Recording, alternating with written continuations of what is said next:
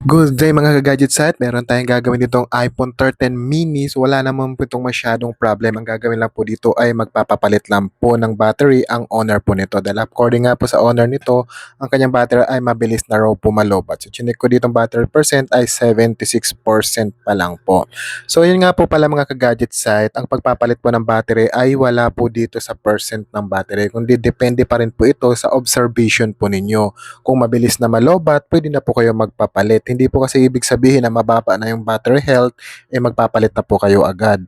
Kung matagal pa naman malobat, hindi pa po kailangan palitan yan. Kasi meron po kami mga na-encounter na nasa 90% pa or 92% pero ang bilis na po malobat. May mga na-encounter naman po kami na mga nasa 60 to 70% na ay ang tagal-tagal pa rin po malobat. So ang pagpapalit po ng battery ay nakadepende pa rin po sa observation ninyo kung dapat na bang palitan kung mabilis na po malobat.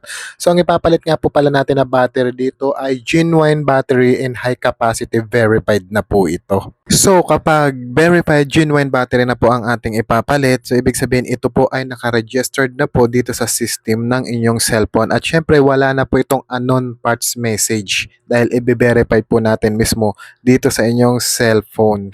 Kaya after po natin ma-verify pagtapos natin ikabit ang battery, ito po ay detected pa rin siya ng genuine parts po. So hindi kagaya ng ibang mga battery na kapag pinalitan po ninyo is naka-unknown parts po siya, may message sa inyong settings. Ito po ipapalit natin ay wala po. And then automatic ito po ay 100% battery health na po.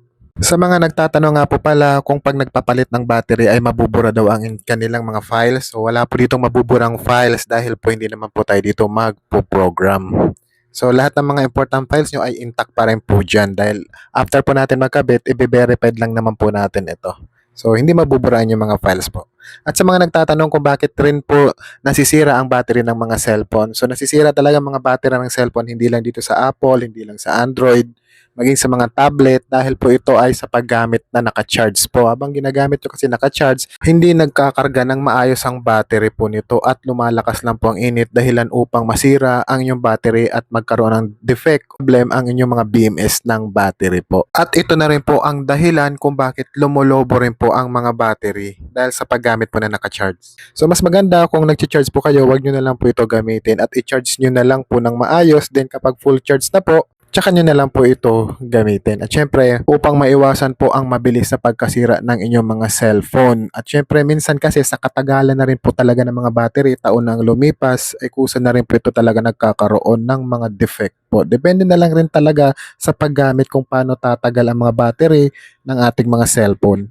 So watch nyo po yung video kung paano po tayo magpapalit ng genuine battery po nito. At sa mga gusto po magpapalit yun ng battery o magpa-repair ng inyong mga cellphone, pwede po kayo mag-walk-in sa aming shop. Pwede nyo po yung panoorin at hintayin habang ginagawa po namin. At kung kayo naman po ay malalayo at mga nasa province, pwede nyo po ipadala sa amin via LBC.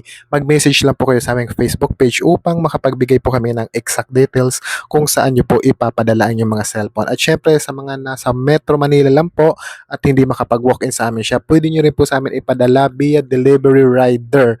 Mag-PM lang po kayo sa aming Facebook page para ma-send po namin ang mga details po ng aming location or address po. At sa mga nagdi-DIY nga po pala ng mga cellphone dyan, nagre-repair ng mga sariling cellphone, meron po kaming mga video tutorial sa pagre-repair at naka-upload po sa aming YouTube channel Gadget Site, Facebook page, TikTok account, Instagram, and Trend po. So watch the video on how to replace genuine high-capacity battery on this iPhone 13 mini.